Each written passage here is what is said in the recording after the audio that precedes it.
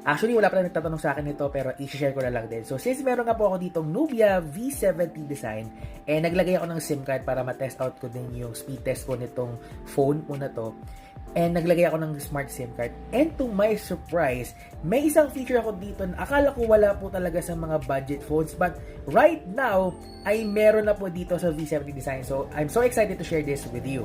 So, here's our Nubia V70 design. So, mapapansin po ninyo, naglagay ako ng SIM card. At kung may nababasa po kayo doon sa taas ng ating notification, may nakasulat pong VoLTE. So, ano po mang ibig sabihin ng VoLTE? Pag sinabi po nating VoLTE, Voice over LTE, so isabihin tatawag po ko siya through the 4G signals na po. Kasi yung kalimitan po na tumatawag po sa'yo is 2G networks po. But this one po, you can have a HD call quality po sa inyong smartphone na to kay Nubia V70 design.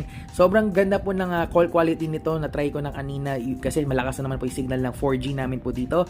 At grabe, sa ganito pong presyo po sa iba wala pa pong VoLTE. But this one right now since available na po yung VoLTE sa smart, yan, meron na po siya dito. So napakaganda po nitong napansin ko kay Nubia V70 design.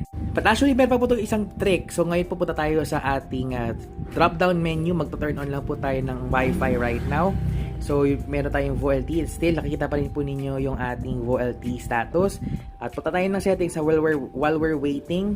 Tayo sa mobile networks, mobile data. At yun, napansin po ninyo, Vo Wi-Fi. Napakaganda po ng feature po nitong Vo Wi-Fi. Ibig sabihin po noon, for example, wala po kayong signal sa inyo pong network. For example, 1 bar or 0 bars po talaga inyo pong network at gusto niyo pong tumawag, connect na lang kayo po sa Wi-Fi. Katulad nito, nakakonect tayo sa Wi-Fi right now.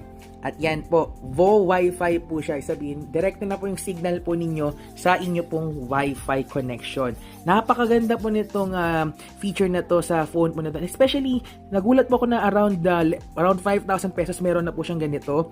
Typically, sa mga ganitong klaseng range ng smartphone, wala po yung VoLTE tsaka yung Vo Wi-Fi. But this is the first time that I saw on a budget phone na meron na pong ganitong Vo Wi-Fi at VoLTE. So, if you're looking for a smartphone po na mura lang, pero kailangan niyo yung VoLTE tsaka Vo Wi-Fi, this is a very good phone for you.